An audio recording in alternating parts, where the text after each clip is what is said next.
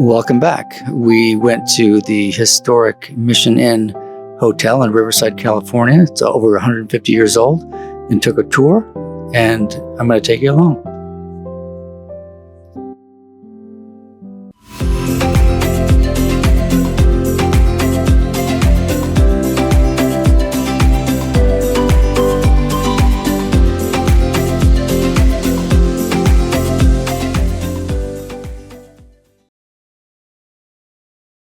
Ladies and gentlemen, welcome to the historic Mission Inn Hotel and Spa. My name is Valentine. I'll be your tour guide today.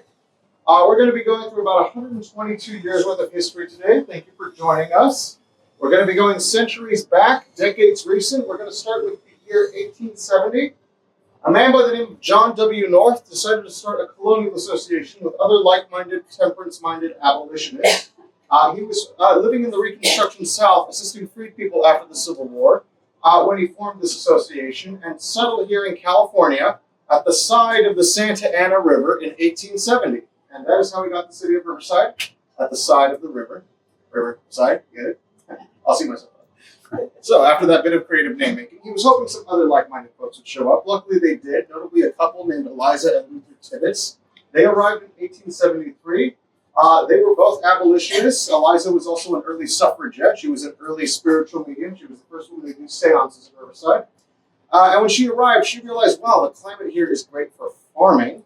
And so she contacted a friend she made when she was living in Washington, D.C., named William Saunders, the head of the Department of Agriculture, and said, do you have anything that would grow well in this environment? He had just the thing. 2 Brazilian navel orange trees. They arrived here in 1874. She apparently watered them with her dishwater. She would just toss the dishwater onto the trees, and that did the trick, apparently. They began to produce delicious seedless oranges. Everybody in Riverside wanted a graft. She and her husband began selling them affordably. Next thing you know, citrus starts booming all across the city and the county. And just 21 years later, in 1895, thanks to the citrus boom from those original 2 trees, this became the wealthiest city in the United States per capita. So we've got a growing business here in Riverside. We suddenly need engineers. We need to water all of this citrus. We need to irrigate it. And that's when an engineer arrived in 1874 named C.C. Miller. Captain Christopher Columbus Miller arrived. He was looking for a new home for his family. They lived in Wisconsin. Unfortunately, his wife had lung issues. She probably had tuberculosis. She needed a dry climate. He arrived here in Riverside, worked in a tin factory south of the city. They found out he was an engineer, and they commissioned him to work on the canals, notably the Gage Canal. Now, unfortunately, the city was cash poor back then. They owed him about $325. That's $2,800 in today's money. And so he was like, where's my money? And the city was like, about that. How about land? We got plenty of that. They gave him land in lieu of pay this one time. A city block of it, 4 acres that we're standing on right now, between Main, Orange, 6th, and 7th Street. Oh, for some reason it's called Mission Avenue. So, he's got his plot of land, he's got his job engineering. He decides to bring over his children and his wife all the way from Tomo, Wisconsin.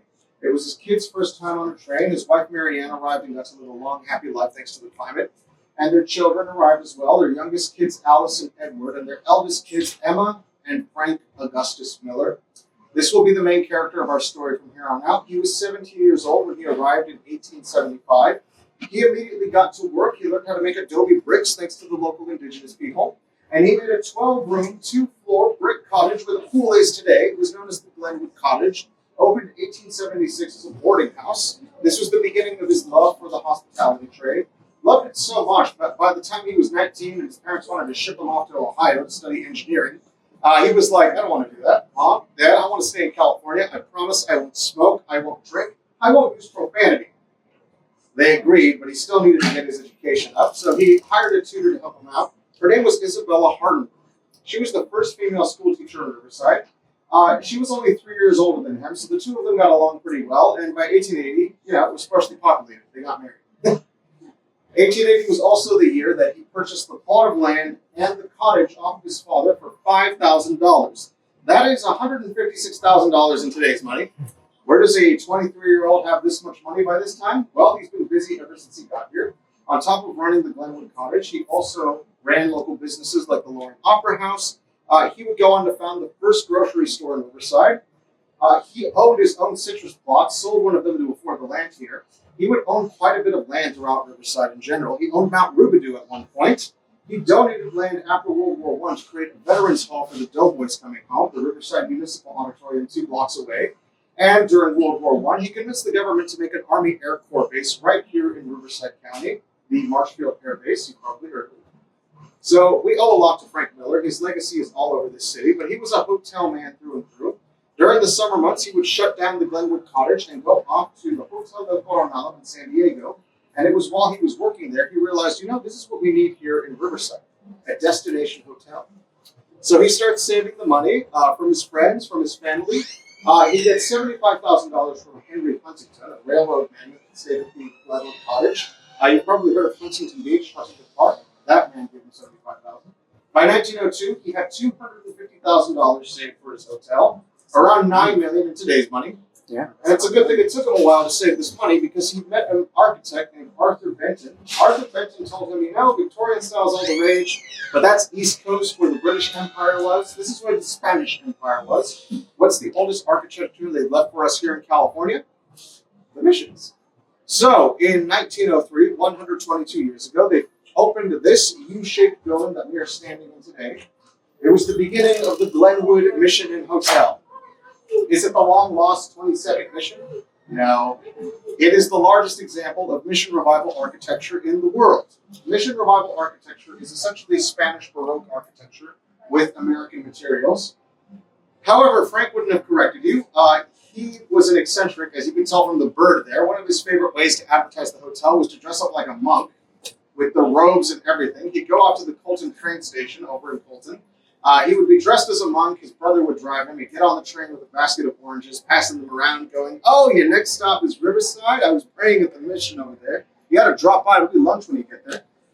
He'd get off the train and he'd wave goodbye, and then he'd run back to his brother's car, still dressed as a monk. Imagine working at a train station and this monk just, he'd come back here, he'd put on his suit, he'd grab his bird Napoleon, his blue gold macaw, come out here to the front entrance of the Court of the Birds and say, "How'd you guys hear about us?"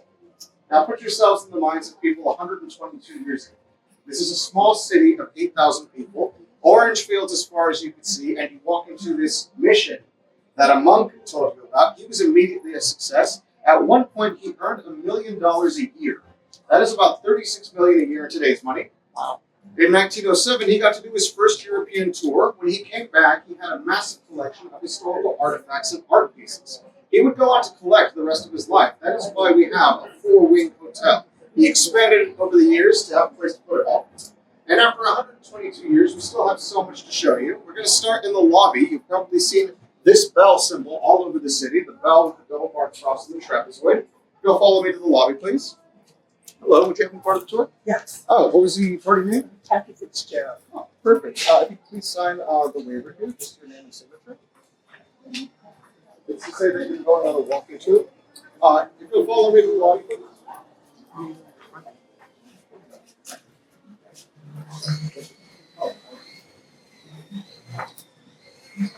If you'll make your way, we're going to be going to the glass case just by the statues, just to the glass case there. And we also have, is this your service animal? Oh, Yes. perfect. We also have an old sticker.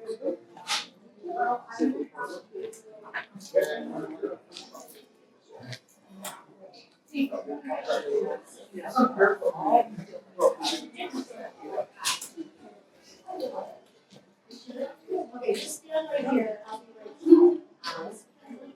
We're just going to be around the glass case right there.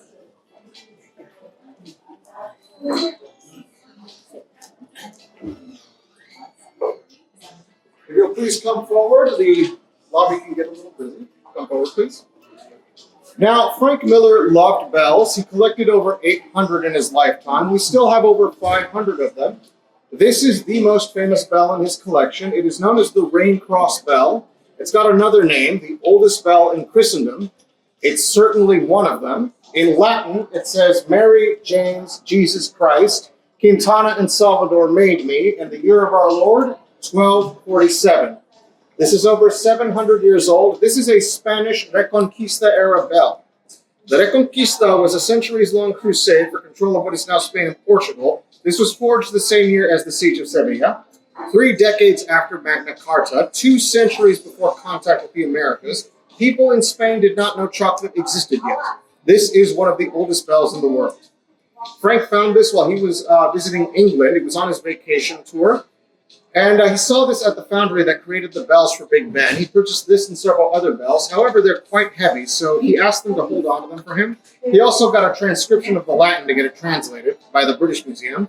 When he came back a few weeks later, he was like, I'm here for my bells. They gave him most of his bells back, but not this one. And he was like, where's my Spanish bell? And they were like, what bell? 1247? Oh, right, you can't have it. What do you mean I can't have it? Oh, we're donating it to the British Museum. It turns out this is one of the oldest bells in the world. We can't just let you have it. And Frank told him, yeah, you can, for 2 reasons. 1, I paid for it. Here's my bill of sale. 2, this is Spanish, and you're donating it to the British Museum? That argument worked. They gave him back his bell. He decided to create this trapezoidal frame for it when he got back to California with this double-barred cross. This is not the Christian double-barred cross. It's coincidentally the rain cross, a Navajo symbol for rain. The Navajo and Pueblo peoples would see dragonflies at the end of the summer rains, and this was meant to emulate the body of a dragonfly, hence the name Rain Cross Bell. Frank patented this. This is an original hotel symbol to advertise the Mission Inn. Come to the Mission Inn, come see one of the oldest bells in the world, but everybody in the community loved it. Everyone in Riverside wanted this to be the symbol of the city. And so the city asked him, how much can we pay you to do that because you have a patent on this? And he said, oh, free, because it's free advertising for my hotel. Ever since then, this has been the symbol of the city and county of Riverside. It is on the Riverside flag. All of the street lamps downtown are shaped like this. It is on the gates, the fences, the doorknobs, the manhole covers, the street signs. Locals get this tattooed on themselves, and it all started with this 700-year-old Spanish bell right here in our lobby. If you'll follow me down the lobby, please. Now, the lobby has been restored to essentially an early 20th century feel. However, it's missing a lot of components that Frank would have wanted. He wanted it to feel like a living room full of antiques. This is an example. This is his copy of the Thorn Puller, an ancient Greek piece. You have to love this piece. I mean, everybody's been this kid. It's great to see the mundane portrayed in marble. But there were a lot more antiques on all of the tables, a lot more paintings on all of the walls. There used to be a giant carpet inside of this lobby. It had all 21 of the historic missions embroidered on it and went all the way down the lobby. Now, this elevated space right here used to be a music stage. This is where Frank would have bands playing. This is where his wife Isabella would play the piano. She was a talented pianist. She played piano up here. But our next topic will be right behind us. This is the Presidential Lounge. 122 years ago, this was called the Family Suite. It was a luxury suite. It had 4 rooms in 2 floors. However, it got the nickname Presidential Suite thanks to a special VIP guest in 1903, President Theodore Roosevelt. The 2 presidents before him, William McKinley and Benjamin Harrison, were here during the Glenwood Cottage days. Roosevelt was the first president to stay at the Mission Inn. He stayed at the Family Suite. It was his re-election campaign. Downtown was a big parade of red, white, and blue banners. He had a 400-person banquet right here at the hotel. He even replanted one of Eliza's original orange trees. He knew what these trees meant to the community. They brought so much wealth, so he replanted one. He was wearing a top hat. He had a shovel. We have a photo of him doing it. And next to him is Isabella, and next to her is Frank. You have to imagine how proud they must have been. It was opening year, and they got a president. And then the blackout happened. Apparently, all of the lights went out. It was very embarrassing. Frank felt humiliated. He went to the Family Suite. Mr. President, I'm so sorry that happened. When the lights came back on, he presumably found Theodore Roosevelt lying flat on the ground. All of his bodyguards were sitting on top of him, and they had their guns ready. They thought the blackout was an assassination attempt. Understandable paranoia. The president before him got assassinated. That's how Roosevelt got his first term. He presumably looked up at Frank Miller and said something along the lines of, "This doesn't happen often, does it?" Now, every president you see on this wall has stayed or visited the Mission Inn at some point, except for George H.W. Bush. He was going to, but then he got sick and detoured. We kept up his portrait anyway. But we have had William Howard Taft, Herbert Hoover, John F. Kennedy, Gerald Ford, Ronald Reagan, who had the first night of his honeymoon here with Nancy, George W. Bush, the most recent president to stay, he visited the hotel when Arnold Schwarzenegger visited at the same time. You might have noticed Richard Nixon on the corner over there. He's not on timeout for Watergate. He's over his plaque. Before he was president, he was a California district attorney. And when he and his fiancée, Pat, were looking for a wedding venue, they decided on a humble Quaker ceremony in front of the fireplace of the presidential suite. The fireplace is still in there. This is where Richard Nixon got married.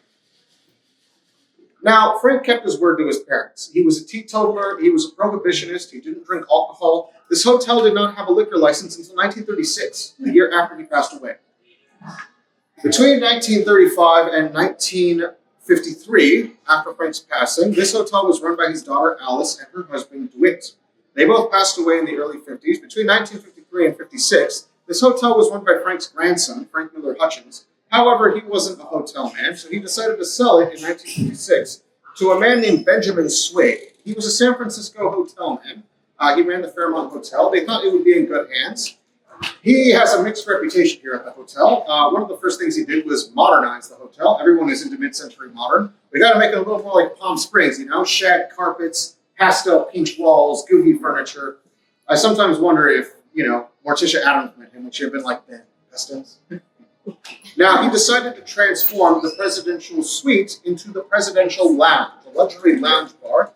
However, he decided to maintain all of the presidential themes, the presidential seal, all the presidential imagery. He even maintained the Nixon fireplace.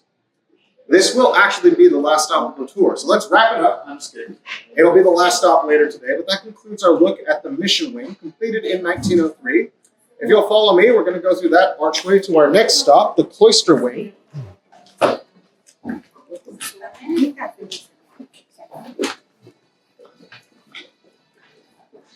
Just through here. And if you'll please make your way down the steps. Welcome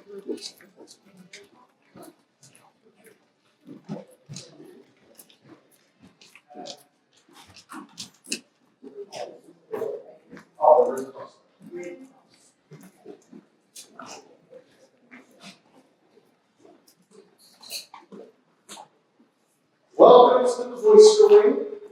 Completed in 1911, this wing of the hotel is 114 years old. We're standing in the Ramona Court. The Ramona Court is named after a popular novel by Howard Jackson, published in the 1880s called Ramona. Ramona was incredibly popular. It was set in Mexico, California, and so that novel reignited Hispanic fever, Ramona fever for everything in California that had to do with Hispanic heritage. After all, this was all part of the Spanish Empire and the Mexican Republic. So everybody coming to the Mission Inn after reading, not the Mission Inn, California, always, coming to California had Ramona fever. They wanted to see Ramona themed to everything. They wanted to see the Ramona play that still goes on in Hemet, the Ramona Rancho, the house where Ramona was born. Ramona's a fictional character. It's kind of like people who like going to Forks, Washington today, if you know what I mean. Now, Frank Miller capitalized on that Ramona fever, not just because this hotel is about that Hispanic heritage of California, because he named this the Ramona Court. Now, has anyone here ever been to Mission San Juan Capistrano? Of course. Now, that mission has a stone church. It collapsed in 1812 due to an earthquake. It used to have a dome, and this is what it looked like. This is a full replica of the San Juan Capistrano dome at the stone church. It's called the Ramona Dome. Now, behind us here is the Glenwood Tavern. This is a rentable tavern for events. The stained glass is called A Time to Be Merry. It depicts scenes of Hispanic California.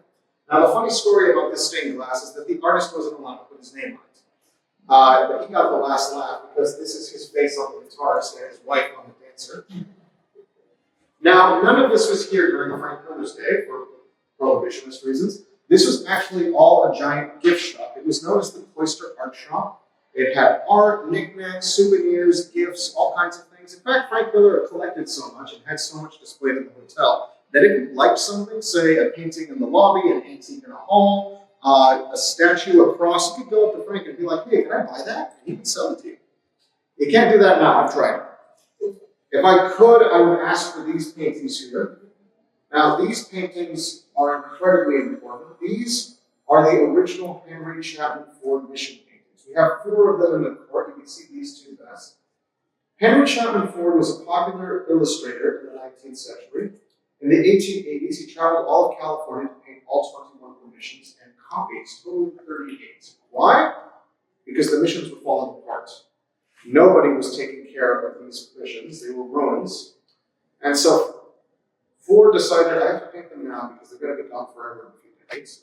These became popular in galleries across California and woke historians up. They would look at these paintings and go, wow, some of the oldest European structures ever made on the West Coast, and why is the roof caved in? Why is it missing its tiles? Why is it entirely made pieces? This began the preservation efforts. If it weren't for these paintings, we would not have historic missions. So Frank had to have them. He had to wait until Ford's widow passed away to get his hands on all 38. He owns the mission and these paintings are missions, so on brand. However, we only have 36 today in fully restored condition on display at the hotel. What happened to the missing 2? Benjamin Swig. Ben Swig, as I mentioned, he has a mixed reputation. Well, another reason for that isn't just because of the pastels. It's because he had a hard time making money here. He tried renting out spaces to local businesses. He tried renting out rooms as dorms to UCR students. He resorted to auctions. He auctioned 750 historical artifacts and art pieces. And I wish I could say that's what happened to the missing 2.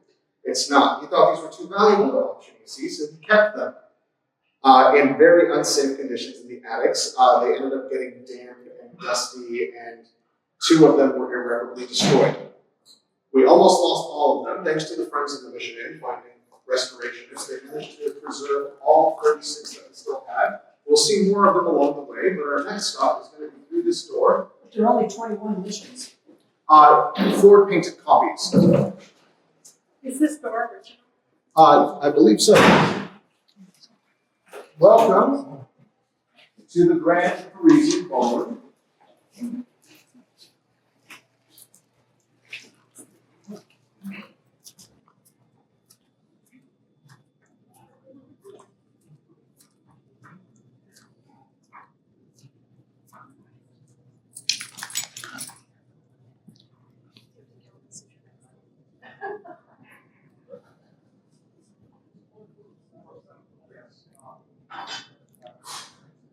So if you're looking over there, if you turn it into a classroom, you have like 130 people. Ceremonies, high school reunions, family reunions. Welcome to the Grand Parisian Ballroom. Bless you. This is the largest hall that we host in I'd say. Bless you. We have had every event you could think of in here. Everything from Sunday Mass to weddings, wedding receptions, family reunions, high school reunions, award ceremonies, graduation ceremonies. We've had everything here. This hall has a capacity of 130 to 300 people, depending on the event. Bless you. Now, 114 years ago, this was actually called the music room. It was meant to retire the stage in the lobby because this stage is much better. It was also meant to be a gift for Frank's wife, Isabella. Unfortunately, she didn't live to see its completion. We will see a touching dedication to her in a moment, but let me tell you a bit about this hall. We're sticking with Mission Revival architecture with the ceiling here. This ceiling, the wood-beamed appearance, we have three floors worth of rooms above us. Behind us, we have these pews, modeled after the ones at the Old Bailey in England. If they look familiar, they look a little bit like the pews that we have throughout the halls of the Mission Inn, where guests can rest in the hallways. That's because those used to come in here. They would be set up as pews for Frank Miller's Sunday Masses. All the way in the back, the plaque there was given in 1909 by President William Howard Taft when he visited Riverside. This plaque commemorates Junipero Serra. He was the man that began the missions in California. Now, we're going to be making our way towards the stage. If you'll follow me, please. As we do, you'll notice these arches against the wall here. These arches are the old entrances to the first art gallery at the Mission Inn. It was known as the Cloister Art Walk. You would walk through there and you would descend underground. We have about 300 feet worth of tunnels underneath this wing of the hotel. It was all an old art gallery. You might better know them by their nickname, the Catacombs. After 114 years, it starts to look like that, like a vampire was down there.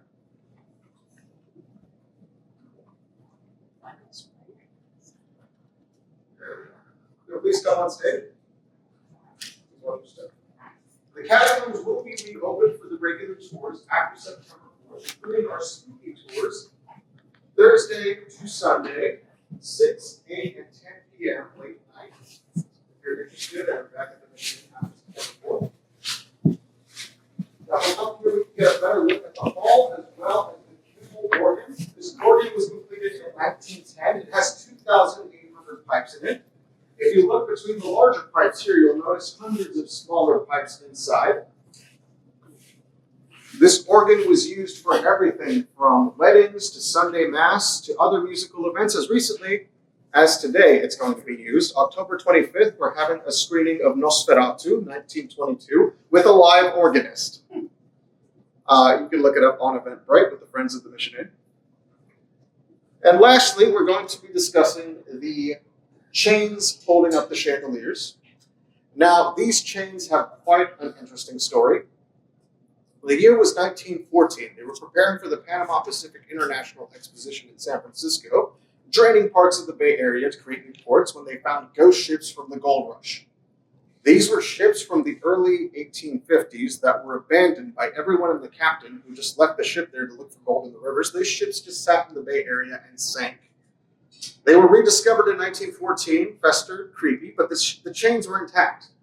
They collected the chains, they put them in a big boxcar. The next year, Frank Miller was at the expo. He got a couple of things while he was there, including the cannons we have in front of the hotel. Those two Spanish cannons from the 18th century were from the colonial Philippines. But he saw these chains and said, can I buy those too? He was quite resourceful. He used them to hoist up these chandeliers. This is not the only place you can find them. If you've ever walked along Orange Street, you might have noticed some big chains on the side of our hotel in front of our little gardens. Those are also ghost ship chains. If you ever go hiking up Mount Rubidoux, there's some chains along the hiking path when you get near the top. Same place, from Mount Rubidoux to Orange Street to the Grand Parisian Ballroom. These are all hand-forged mid-19th century ship chains from the gold rush. Very tiny detail packed with a lot of California's history. So, right on brand for the mission. You'll follow me up the steps. Please watch your step.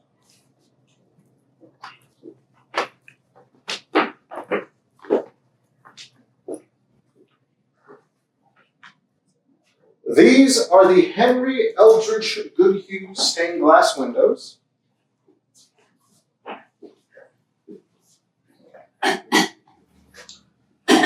Now, the theme of these windows is music and the Franciscan order that began the missions. To our right, we have Franciscan nuns. On the upper right corner, that building with the red tiled roof, that is the old Glenwood Cottage, where the pool is today.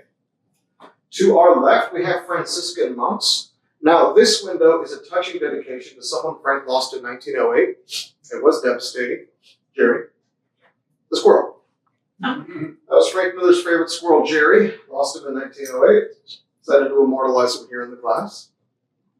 Here in the middle, with the campanario in the background, is Saint Cecilia. This is the patron saint of music.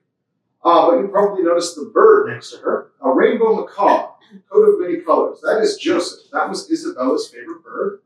And the instrument, the piano, that was Isabella's favorite instrument because the face of Saint Cecilia is of Isabella Hardenberg Miller.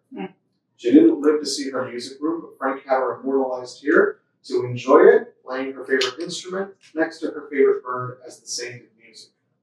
It's a very touching dedication to the love of his life. So that concludes our look at the cloister wing, completed in 1911. If you'll follow me through this door.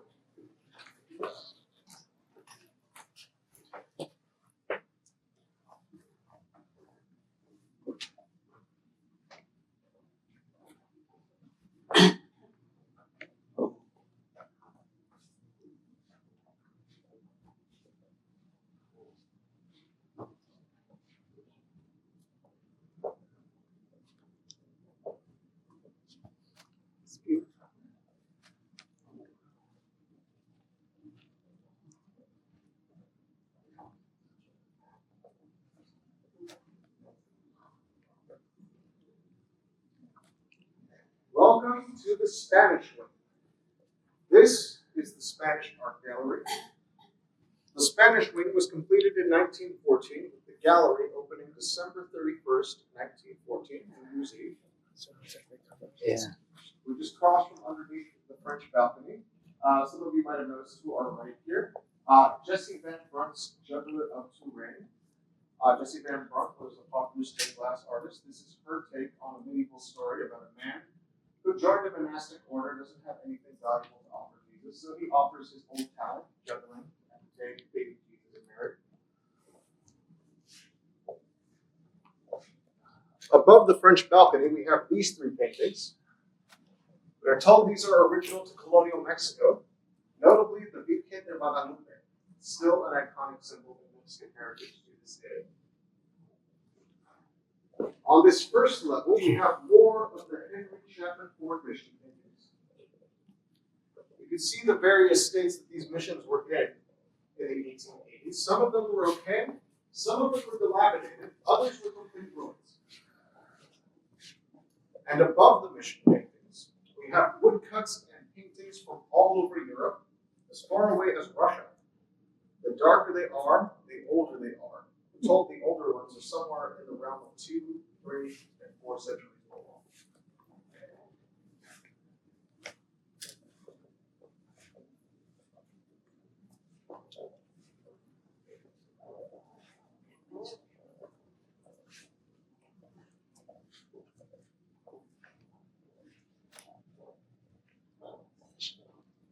Now these arches against this wall used to open up.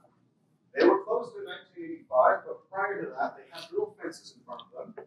This was a way for you to see the arch at eye level. Behind them is the halls of the Spanish wing. If you were on the second floor, you could just look at the arch at eye level from that balcony. From the first floor, you would relax on the little fences in front of his arch and see them from the first floor there. And I'm kind of glad they closed them in 1985 because that means we have more room for paintings. If you want to know what they looked like when they opened, in 1951 they released a movie called The First Legion. That movie is actually still available on YouTube for free. It was filmed at the Mission Inn. They made it look like a Jesuit school. There were scenes filmed in this gallery where you could see what these windows looked like when they opened. What'd you say that was called? The First Legion, 1951. One of the most iconic things about the gallery is the ceiling, the beautiful billowing tapestry. Now, fun fact, this was a compromise. This wing of the hotel was incredibly expensive. It cost thousands in permits to construct.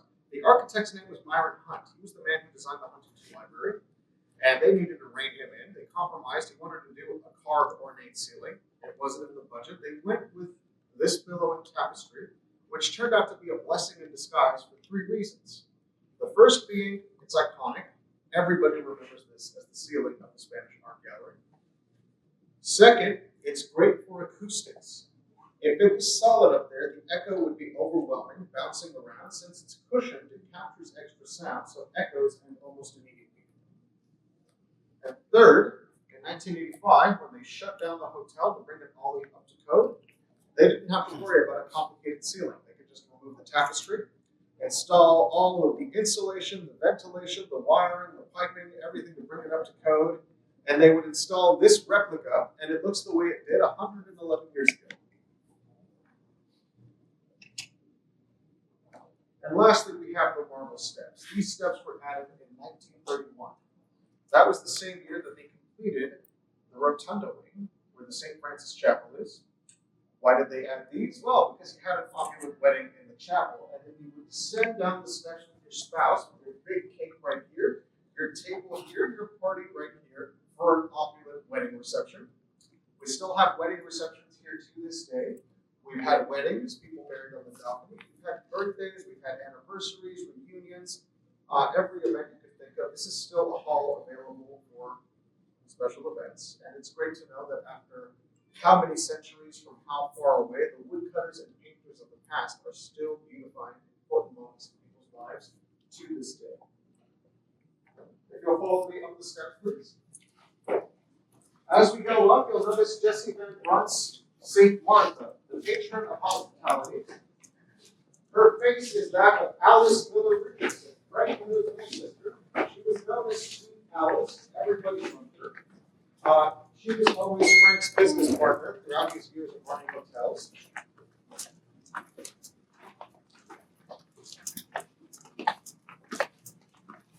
this is the signature room.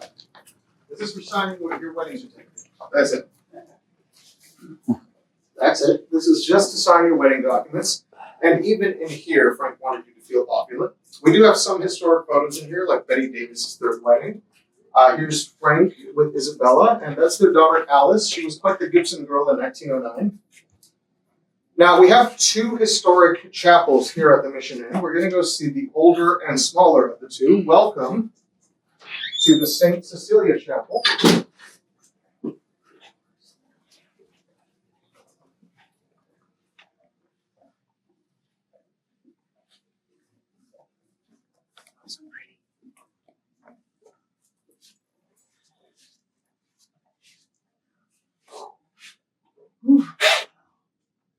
Now, this chapel is for smaller, more intimate weddings with close friends and family.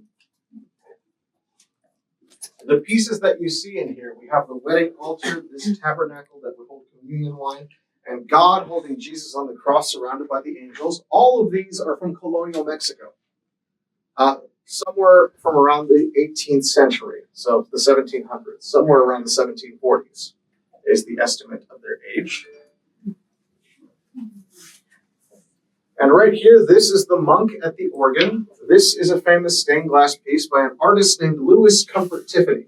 Now, Louis Comfort Tiffany was the son of the founder of Tiffany Jewelers. He was a glass artist. He's the man who invented Tiffany lanterns. He was known for stained glass windows. He visited the Mission Inn around 1914, and he had what you could only describe as an artist's arrogance. He was not receptive to Frank's hospitality at all. He demanded panels around him when he had dinner here.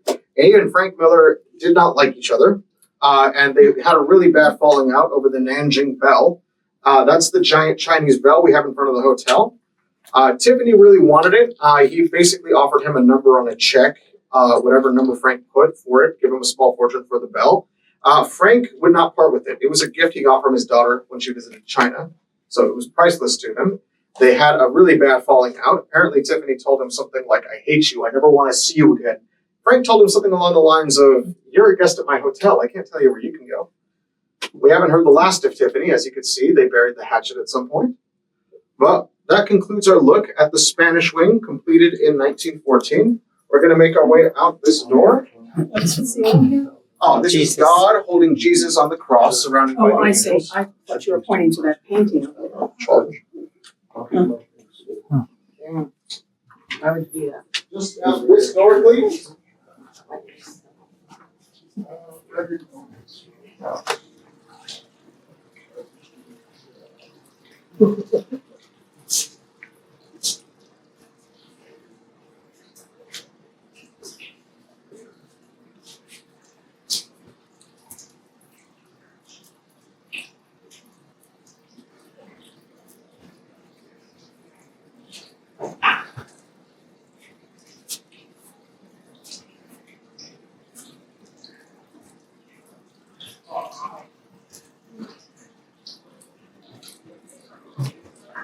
Welcome to the Atrio and the beginning of the Rotunda wing.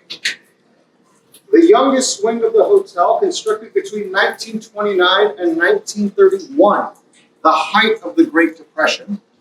Frank Miller was still wealthy. He still had the vision and the generosity. Thanks to him, hundreds of Riversiders had secure work during the Great Depression.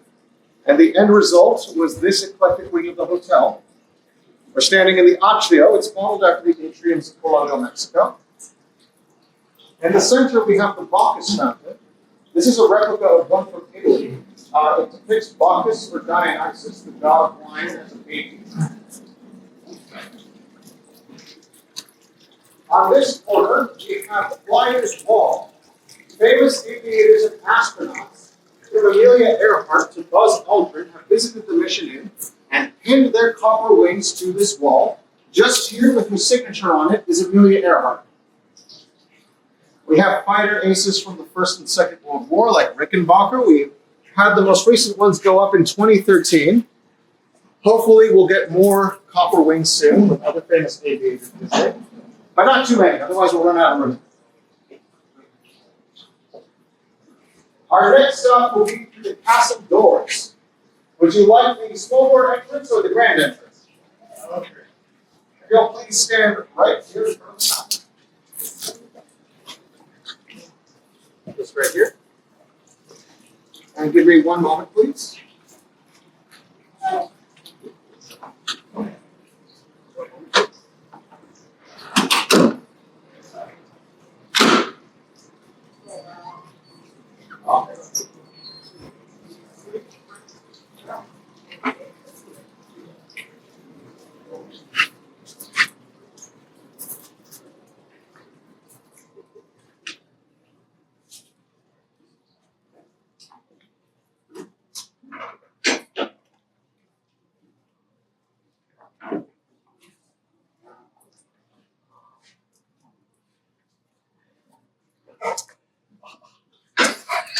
You have a dog? Yeah. What is that? You've got quite a little setup. Video.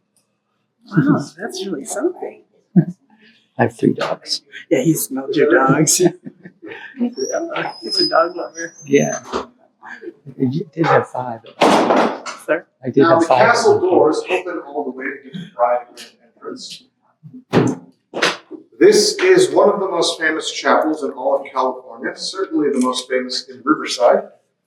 You can make your way to the front if you'd like. We have seats up front. We've had a long journey.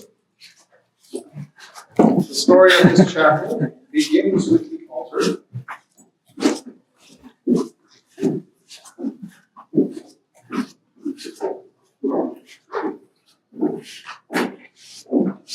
Now for this, we have to jump back to the 1730s, to Guanajuato, New Spain, colonial Mexico. The Reyes family were silver miners. At one point, they mined quite a bit of silver. To show their reverence for all of the wealth that they have earned, they commissioned this golden altar. This is carved Mexican cedar wood covered in layers of 14-karat gold. This is the personal family altar of the Reyes family. We've managed to identify all of the figures on it. Notably, at the top there, the 3 at the top are the Holy Trinity. Beneath them, we have Saint Loyola.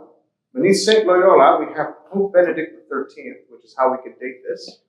Beneath the Pope, we have Joseph with baby Jesus, with the angels Michael and Gabriel to his left and right. And to the left and right of the glass case is Joaquin and Anne, the father and mother of Mary. So where's Mary? Where's the original one? We have the little one right there.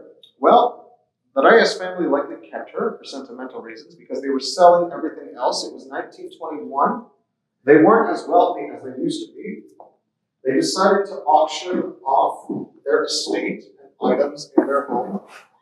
Around the same time they did that, Frank Miller had a friend living in Guanajuato who was like, hey, Frank, you gotta buy this. She sent him a couple of letters saying this would be perfect at the Mission Inn. And she sent him a tiny black and white picture of it. Apparently Frank looked at that picture and said, yeah, it's like 8 feet. Maybe I could fit this in a room. This is 25 feet. So he messed up. He sent the money to purchase it. It was around $4,000 to purchase and transport it, around $66,000 in today's money. When it crossed the border in Texas, he forgot about it for a few months. He shouldn't have done that. He got an angry telegram a couple of months later from the train station saying, Frank, come pick up your crates. There are 32 of them, and they're very heavy. He had them transported here. He had no idea what he just purchased. He opened up the crates, moved the hay, saw the gold, and went, oh no. That is not 8 feet. This is giant. It's in pieces. I don't have an instruction manual on how to put it back together. All I have is a tiny black and white picture. So he and his artisans went to work. They tried matching the tiny faces on the pictures to the pieces, and they figured it out. There is not a nail in this. This altar is pegs and sockets like Legos. Once it was fully assembled, he put it in the Spanish art gallery over the French balcony we crossed under. But this inspired him. This will be my next big project, an opulent wedding chapel. And it's great that Joseph is so prominent on it. He's the patron of brides. And so, between 1929 and 1931, as they were constructing the wing of the hotel, they made sure that the chapel was built to the dimensions of the altar. That's why it fits so perfectly. The altar came first, the chapel came after. Now, we can't have a chapel without stained glass. These stained glass windows are originals by Louis Comfort Tiffany. On this side is his iconic fabric glass that's meant to capture light. Across from them are these windows, which are conventional stained glass windows. Unfortunately, there's a wall in the way, so that's not natural light, it's artificial light. These are supposed to look like a round window above the entrance, the rondel. That is how it's supposed to look, with natural sunlight coming through, illuminating the color. That window is 104 inches in diameter, which is convenient because part of Psalm 104 is in the middle of the square in the center. But when I say convenient, I meant deliberate. So, how did Frank get these? I thought he and Tiffany hated each other. Well, they did. But Tiffany had a problem. These were in a Presbyterian church in New York City that was going to be torn down. Tiffany had a year to find a new home for them in the contract. He had them disassembled from their metal frames and brought to his house. He thought, this is a disaster. What kind of eccentric art collector would want these? Luckily, Frank was in town. All the newspapers announced that Frank Miller of the Mission Inn was in New York City. He sent Frank a letter saying, can we talk? And Frank apparently saw that letter and went, oh no, is this about the bell again? It wasn't. Thankfully, it was about these windows. They met up, they buried the hatchet, they became friends. And he walked away with these windows. We don't know for how much. He said he got them for a good deal. They might have been free. We'll never know because Frank Miller was a terrible bookkeeper. His ledgers just say stuff and a dollar amount, and we don't know what stuff is. Auditing him must have been a nightmare. But thankfully, he got his hands on them, put them in storage, and brought them back out in 1929 because he needed their measurements for the walls of the chapel. Now next we have the choir stalls. These choir stalls on either end of the chapel are full replicas of the ones from Westminster Abbey. And I mean full replicas. You could try this out yourselves. They even come with mercy seats. What are these for? These are for nuns and monks. This is so that they can have a little mercy for their knees. They're not allowed to sit during Mass, but they're wearing long robes, so you can't see their knees bent. It's a way to give them a break. These choir stalls are painted mahogany in order to match these mahogany medallions, carved in the 1700s they are from Belgium. They depict famous saints throughout Christian history. We have everyone from Leo the Great, the man who stopped Attila the Hun, to Thomas Aquinas, the famous philosopher. These were purchased around the start of World War I. They took a while to get here. The Atlantic was a mess, and Belgium in particular. Thankfully, they arrived. Frank Miller put these in the presidential suite. And then when he began constructing the chapel, he was like, these aren't exactly presidents. He decided to remove them from the suite and put them in here where they make a little more sense. Now, a lot of people have asked if Frank Miller was a Catholic. He actually wasn't. We have Catholic themes at the Mission Inn because the missions were Catholic. However, he himself was a friend to all religions. He attended the Congregationalist Church with his wife, but he wasn't a very big practicer of religion. He believed everyone should be friends. He didn't believe that anyone should be kept out of here. This is not a consecrated chapel. No religion is consecrated. It's not a consecrated Catholic chapel. Anyone's welcome here. Sure, we've got Catholic medallions, Catholic altar, but we've got Anglican benches, Presbyterian stained glass. We have a menorah. This menorah has a bittersweet story. A Jewish couple staying at the Mission Inn lost their daughter. It was devastating. Frank could imagine their pain. He only had one child in his life, his daughter Alice with Isabella. He gave them the best hospitality he could, helped them find solace. They were so grateful they gave him the family menorah. And he gave it a place of honor here in the St. Francis Chapel to welcome Jewish guests. And over here we have a tile from the Baha'i faith. The Baha'i are from Iran. This is Farsi calligraphy celebrating God's name. And it's a way of saying that this is not consecrated. Anyone is welcome here. Anybody can get married here. Frank Miller had his remembrance here in 1935. We've had weddings here ever since. So many weddings. About 300 a year. We have a funny saying at the Mission Inn. Pick a date, find your mate. Book it single. You got plenty of time to find your fiancé by the time your date's a month away. Bit of an exaggeration. As you can see, it's empty now. You can book it on a weekday. In fact, a lot of weekends this past summer have been pretty empty, so almost pros. Now, we can catch up on our chronology from here. It's the late 1960s. Benjamin Swig can't do it anymore. He was losing money. He decided to give this hotel back to the city of Riverside. The city turned this into an apartment building. Yes, if you could imagine it, all of these suites used to be apartments. It didn't work. There was a lot of vandalism, a lot of break-ins. It's a hotel. It doesn't function as an apartment building. So the city was floating the idea of getting rid of it. But in 1969, the Friends of the Mission Inn formed. They said, you know, Frank Miller, this was his legacy, and we wouldn't have the city we have now without him. He was the master of the inn. They patrolled the city block to keep out vandalizers. They helped maintain the hotel, and they began petitioning the government throughout the 1970s. By May 5th, 1977, the work paid off. This was declared a National Historic Landmark. It'll take an act of Congress to destroy this hotel now, which means the city was stuck with it. They called it a psychological hostage. They continued as an apartment, again as a hotel. There was just one problem. None of this was up to code. It was a dangerous building from the early 20th century. It wasn't up to code. It wasn't earthquake-proof, so they sold it in 1985 to the Carly Capital Group. The Carly Capital Group said, we'll fix it, we'll shut it down. It was 1985 when they shut down the hotel completely and said, we are going to bring it up to code. It'll take a year or two. It's going to take $20 million. This hotel's a hydra. You fix one thing and two things break. It took 7 years and $55 million. But the work got done, thankfully. The foundation was leveled. It was earthquake-proofed. It was ventilated. It was insulated. It got new plumbing. It got new electricity. All it needed was a new owner. We'll learn about him at the end of the tour, but that concludes our look at the St. Francis Chapel. We're going to make our way out this door to see what gives the rotunda its name.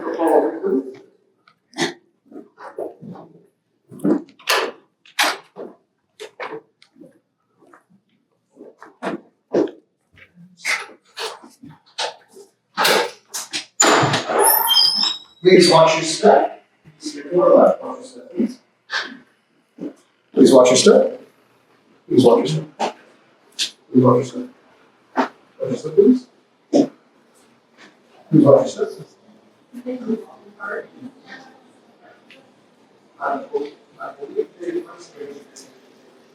This is the one I saw. Which one was this? It's the one I walked. Oh, by yourself? Yeah. If you look at last time the restaurant, we have the display, we have many more over there.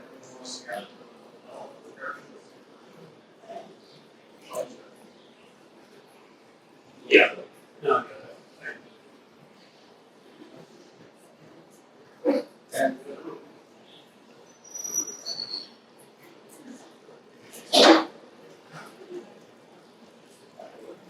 welcome to the International Rotunda.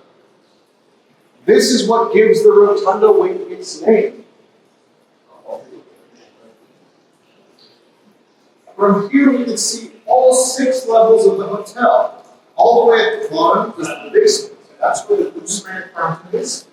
It's a replica of one from Nuremberg, Germany. It's a man only 2-piece. If you've ever been around a piece, yeah, I think it's that. Now, from the basement, we have the ground floor. That's where our bistro is built. Above us, here in the ground floor, we're here on the first floor. And then second, third, fourth, totaling 6 levels. The theme of the wall iron is the classic bell theme, as well as these initials. The initials represent the historic missions, Spanish explorers, and the Padres who ran the mission. So let us walk through the theme. The most notable one is PJX. Padre Rubel said, and began the missions. The shields, we have most of them. We're missing some. We probably blame the 16th man for that. But we have most. These are members of the League of Nations, the predecessor to the UN. Across from us there is Brazil. Right here is Japan. There is Germany, France, Malta, Italy. What are they doing here? The theme is world peace. Frank Miller was a pacifist. He hated war. He lived to see World War I. He knew how bad it could get. He hosted peace talks here at the mission. In fact, he gave Andrew Carnegie the shield because he funded peace talks. Frank Miller's peace talks, he would invite international diplomats to settle disputes here at the mission inn. You know, settle your differences over dinner at a nice hotel, not combat. And these talks were so notable that in 1929, a dignitary of Emperor Hirohito gave Frank Miller this medal, the Order of the Rising Sun. Frank Miller received this award while wearing a kimono. Now, these talks continued after he passed away. In 1940, they were attended by a college kid from Massachusetts. The same year as Nixon's wedding was also when John F. Kennedy visited. Yeah, they would meet again in 20 years to debate each other, but 20 years prior, they were here at Michigan. One was getting married, and one was learning a thing or two about international politics. Now, all the way at the top there, that's the keeper of the Inn Suite. That's where the current owners like to stay. We'll get to them, but now we're going to go to our last stop. So far, we have seen Mission Revival architecture, Spanish Colonial Revival, Mexican Baroque, Mediterranean Revival. This will be quite different than everything we've seen so far. Welcome. What time do we have to? 45. Drop it.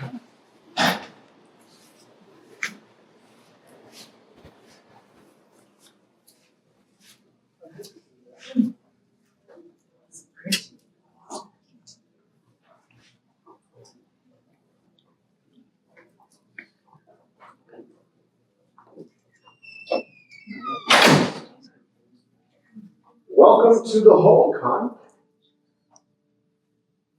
Frank Miller got to visit China and Japan late in life. He loved it. You'll follow me up the steps. Loved it so much that he dedicated this entire room and the courtyard outside to his love of things East Asian. Outside is the Court of the Orient. This is the Hoboken. It's a Japanese name. Han means room. Ho or East Street, a kind of East Asian phoenix.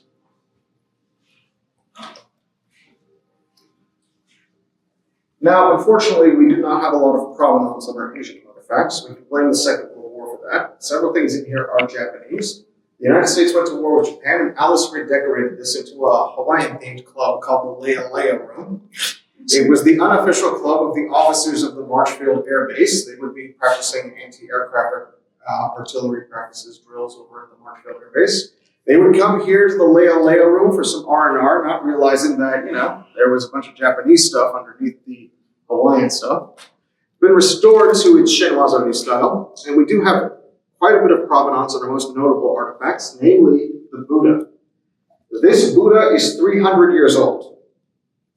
This is a Tokugawa-era Japanese Buddha from a temple that was destroyed in an earthquake.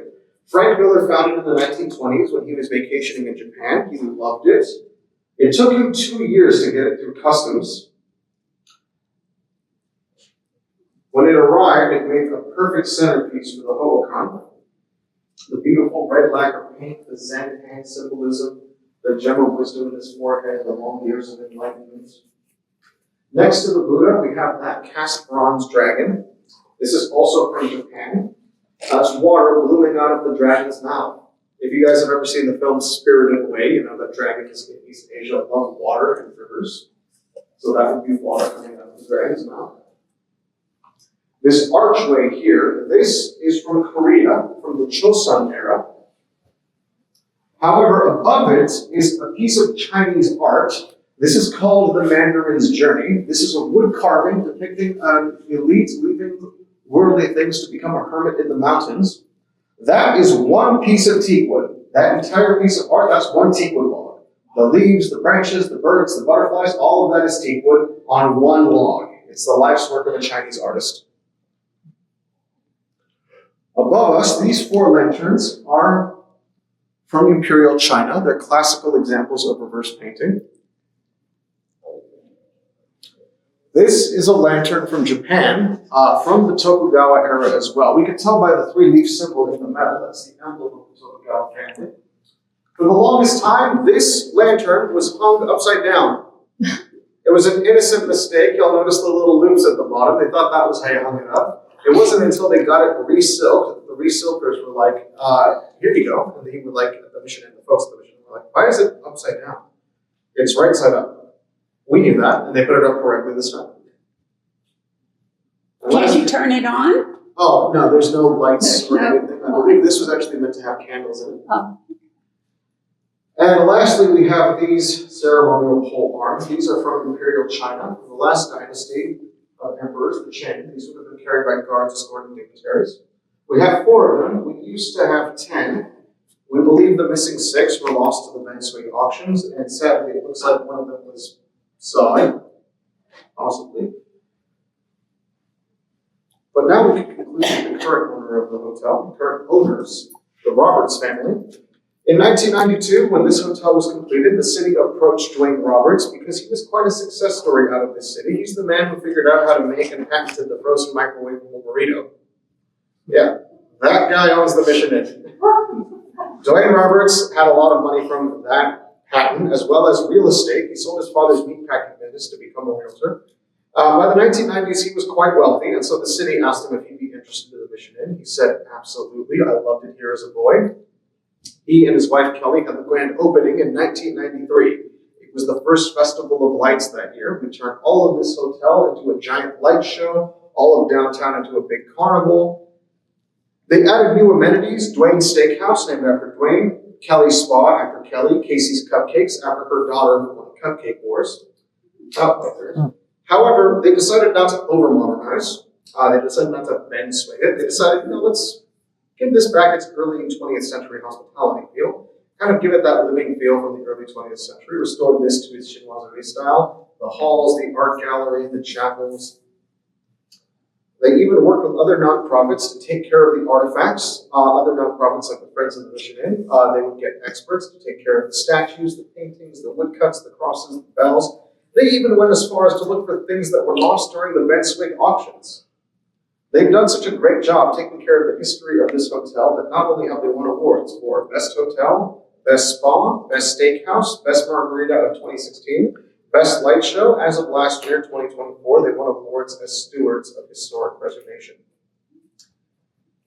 Dwayne is mostly retired now. Kelly is now the principal keeper of the inn, and hopefully they will maintain the master of the inn's legacy for years to come. But that concludes our tour. Who here would like champagne? Raise your hand. Yeah, raise it high, please. 1, 2, 3. Okay, let's start over. Champagne. 1, 2, 3, 4, 5, 6, 7, 8 champagnes. Everyone else sparkling cider? No, thank you. Oh, of course. Water? Sure. Of course. If you'll follow me, does anyone need the elevator? So are we all good to take the rotunda steps?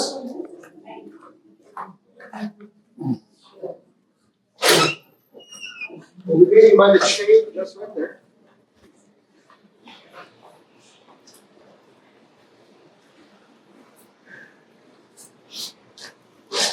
Very good. No, we're just going to go with the ground floor. So we'll take the 30s elevator. Press the down button. It's the elevator. It's been very good. And you press the G button to get to the ground.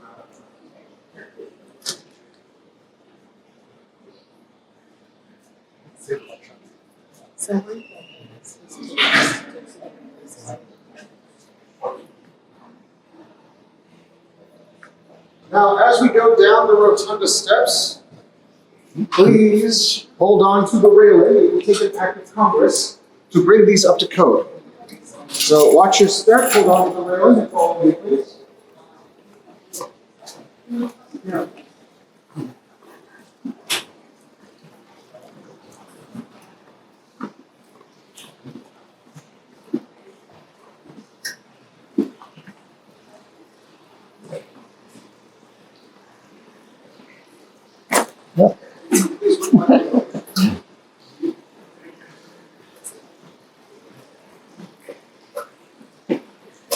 I will be waited by the elevator. Okay.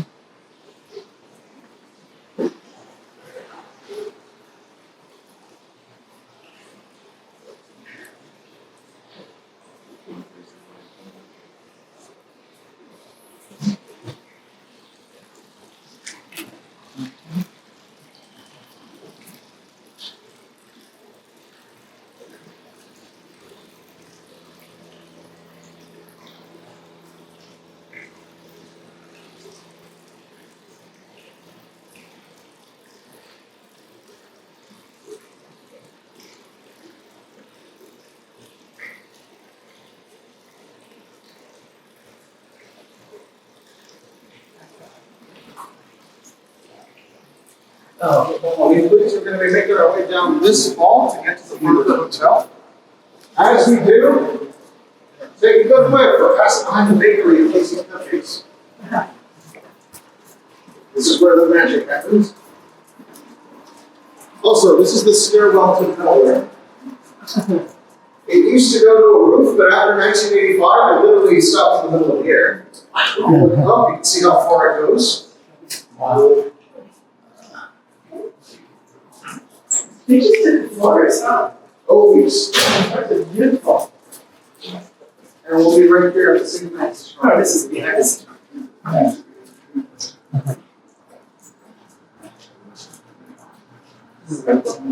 Yeah.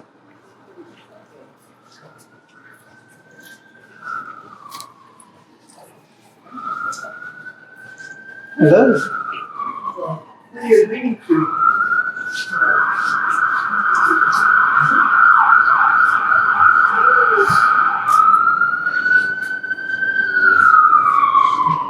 Now, this is Kelly's Boutique.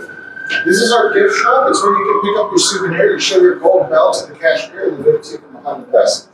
Fun fact, in Frank Miller's day, this was actually a barber shop, the Salon de Barberia. But in 1908, it got destroyed by an elephant. Anyways. Yo, follow me, I can tell you the story.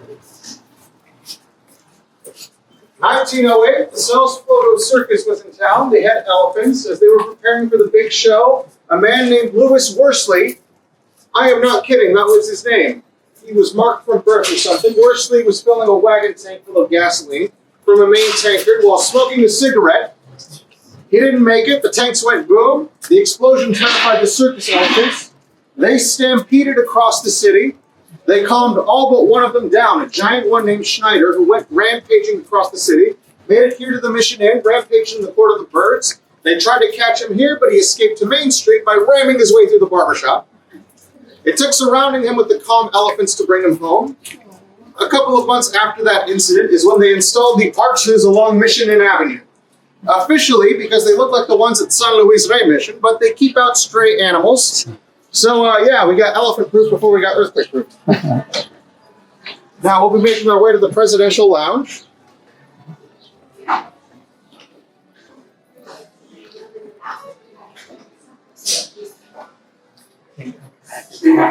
Yeah.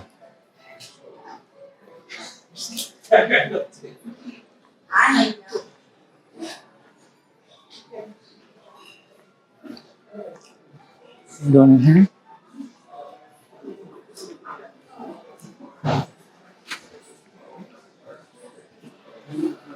What we see just got here.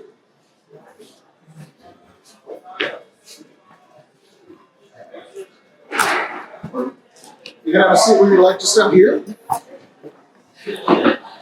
Now, I believe it was water, sparkling cider, and how many champagnes? 8, correct? 8. Perfect. I'll be right back with your drinks. You're welcome to have a seat just out here. Please have your IDs ready. I'll be right back.